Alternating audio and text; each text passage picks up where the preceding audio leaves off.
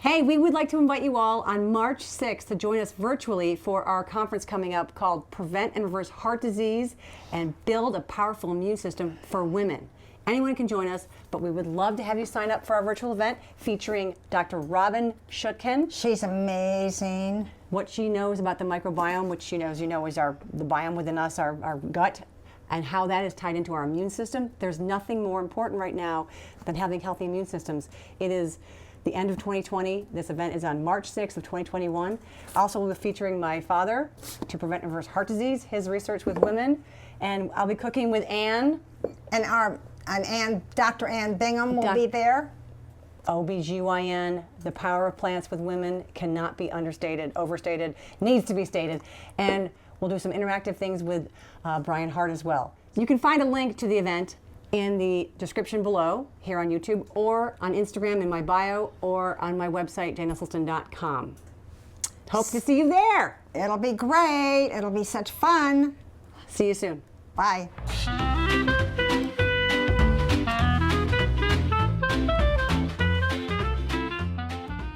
Hi, I'm Jane Esselstyn. I'm Ann Esselstyn. And today we're cooking out of our cookbook, the Prevent and Reverse Heart Disease Cookbook, on page 184 and 185, and we're making eat loaf. Not meatloaf, but what I love about the eat loaf is that it's delicious when you eat it, but it's so good to have leftovers to put a slab in a sandwich. I mean, it's better the next day. Arguably better the next day because it firms up and it sort of is more has more structure to it. So, what we're just going to start making it because it actually has a couple steps to it, and it starts like many things with an onion, and we're going to cook this over this. This is hard to determine how high, how low this thing is, so we're just going to go. This is one onion, a medium-sized onion. Then we've got some garlic, and those are going to cook down first. But also with them, I'm going to put in the mushrooms because right now. Yeah, because this is all just going to be loafed together, and the mushrooms lose a lot of moisture, which helps with the onion and the garlic. I have a job. I'm going to cut the zucchini. Oh yeah, we're going to need a zucchini and we're going to need a tomato. Look at these beautiful carrots we have this time. These are, can you see that weight up top? They're from the chef's garden. They're purple and yellow and red carrots. Do you need some water, Mommy? Okay, and so our carrots don't look like carrots, but they are, as Dr. Greger says, things with the most color have the most phytochemicals, so they have the best ability to get in there and help your body enzymes fight and whatnot. So we're going to use colorful ones whenever we can, and I'm going to wait till the mushrooms cook down a little bit more. But what's so great about this eat loaf is it looks like classic meatloaf in that you put on the bottom of your loaf pan a layer of barbecue sauce or ketchup or whatever you like, whatever you prefer in your meatloaf taste. And we are going to use our favorite bone-sucking sauce, which is a barbecue sauce in ours. All right, so this is just taking its time cooking down, and it's going to, hopefully the mushrooms are going to lose their, I'm going to add a little moisture to help the mushrooms learn to lose their moisture. Really? Just it'll steam them a little bit and get them going, I think. Sometimes I do that. Again, I don't quite know how this, I'm not used to cooking over this portable, is it butane? I don't even know what kind of fuel it is. Butane, I'm not going to look. Stove. Okay, so once these start to cook down, we're going to add the other things. I think I'm going to add the jalapeno now. Jalapeno sounds scary, but it actually just adds that sort of, how would you describe it? Intenseness of taste. Yeah, because your tongue is ADD. It needs things to distract it. And when you're taking away some of the stuff we take away from a lot of our recipes, your tongue is looking for stuff. So if you give it some spices and some heat and some just, I don't know, things to get distracted by. It helps things taste good. So this is about this is about a half of a jalapeno. Half of it is sticking into the bowl. There you go. And in I've that just goes. cut up an onion and a zucchini. Okay, and this is about a half cup of carrots and a half of a red pepper. Again, it's on page 184 in our cookbook if you're following along. Would you like my zucchini and tomato or not quite Yeah, yet? bring it on. It's all cooking down. It's all just cooking down. So onion, garlic, mushrooms, jalapeno, zucchini, carrots, pepper, tomato, and 4 cups of spinach or greens. And I think we're going to use kale because we have this beautiful fish bowl full of kale. Ha! And you're going to want about 4 cups, which is about 4 or so of these stripped, and then I'm going to tear it in little pieces to help it cook down faster. Or just tear it up. Actually, it's probably more like 4 or 5. Well, that's a big one. Yeah. Jeez. Look how beautiful and colorful this is, Mommy. Actually, this is her recipe. What am I saying? And is this how you, when you cook it, does it look this beautiful and colorful? Oh, yes. Always. Always. Nice. You never can put in too much kale or too much spinach or too much Swiss chard. Or Napa cabbage, or bok choy. I wish I knew Essie's rap by heart. All right, I think this actually is good, Anne. I think we're good. Right.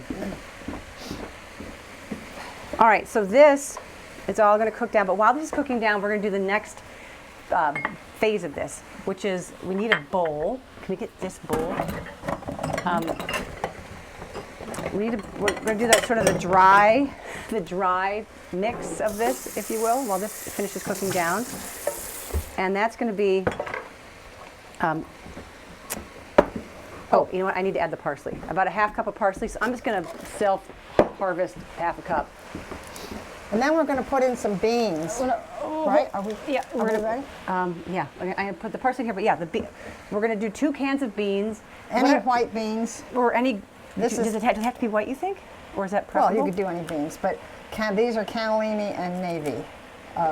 So we're going to put those in a bowl. And these are rinsed. And it's always good to rinse beans, especially if for any reason you get beans that have some sodium in them, because beans can be deceptively high in sodium, and rinsing them at least gets part of that out. Yes. So do you want the beans in here? Put the beans in the bowl. And then we need a half cup of salsa.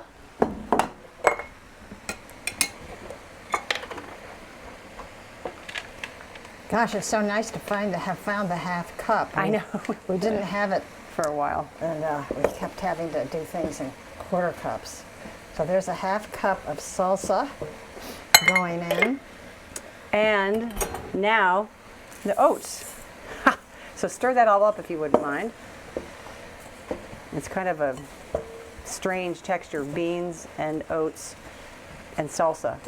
But that is what's going to give. I don't know what is in meatloaf that people make, but I think it's just this is and that's and scraps of things from the fridge. It's a really good sort of recycling and reusing of the nubs and stubs, and It doesn't really matter what you put in here. as you can tell, it doesn't matter what you put in here.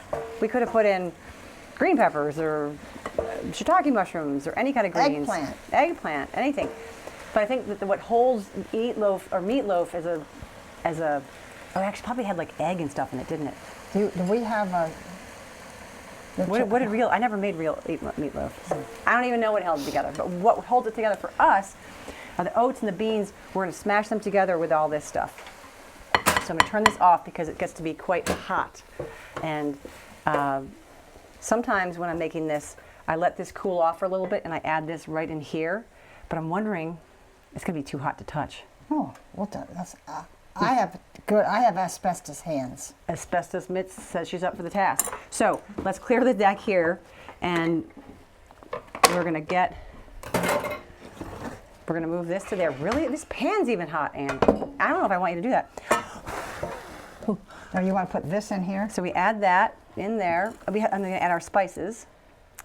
Our spices for this are about 4 grinds, of our fee, fi, fo, fum, black pepper. About a teaspoon? No, about a half. I think it's, what do we have here? We have half teaspoon and then half teaspoon of white pepper. Black pepper is, you feel it in your mouth. White pepper you feel in the back of your mouth towards your throat. So it's good to have that multi-flavored. This is white pepper. And then Mrs. Dash, we're going to do actually a whole teaspoon of Mrs. Dash. With a little extra. All right, so that's this our happens flavor. to be the original Mrs. Dash. Yes. And now we stir this all up. Oh, Which has made me sneeze. oh. Mrs. Dash made me sneeze. I think it was the pepper, all the different peppers. Oh, well, Doesn't pepper make you sneeze? yeah, it does. Okay, Now- now centered. It's really hot. I don't think I want you to touch that. Let's get a masher. Let's get a masher. It's best to, oh God, Anne, no, here. It works. The reason that we want to mash it or squeeze it is that when the beans smash, they release their innards, and it is too hot. The spinach is, the kale is hot, but the other part is not. Yeah, the oats and the beans are not. So when it just makes it be sort of, what is it? More like hummus. You know, it's just that creamy texture. Do you want to give it a few smashes? I dropped a thermometer. So this is just smashed up. Here, I'm gonna keep piling it. You keep smashing it. And this mush mash is what our loaves are going to be made of. I'm so interested to look at what a meatloaf recipe actually had in it, because it's so cool how these recipes work out. So you're going to have 2 loaf pans. This is going to bake 2 classic, whatever. I don't even know what the size of these are. This is, doesn't say, but loaf pans that you would make a banana bread or some sort of loaf of bread in. And what you're going to do is put in the bottom, is it barbecue sauce? Right here. That looks like salsa. That's salsa. Oh, barbecue sauce right around the... There she is. Okay, so you're going to line the bottom of your pan with a layer of barbecue sauce, each of them. And this just gives a nice flavor on the bottom. And we're also going to do the same on top. All right, so let's load these up.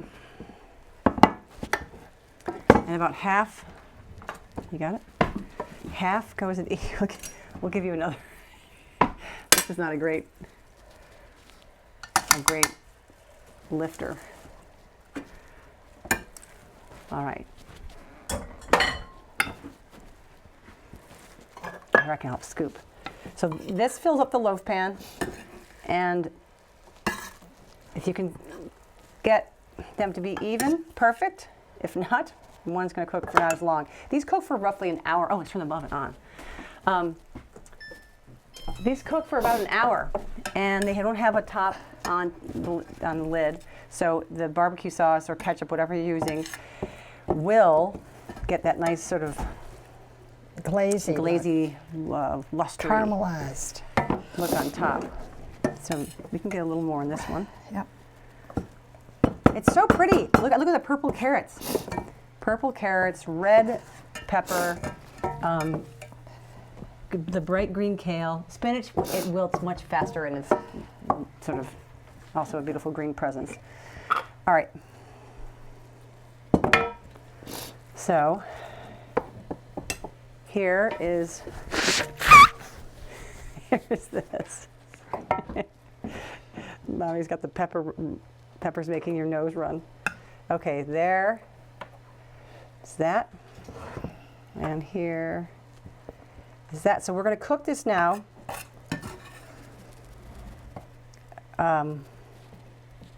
for an hour, and because I knew this would take an hour, guess what I did last night?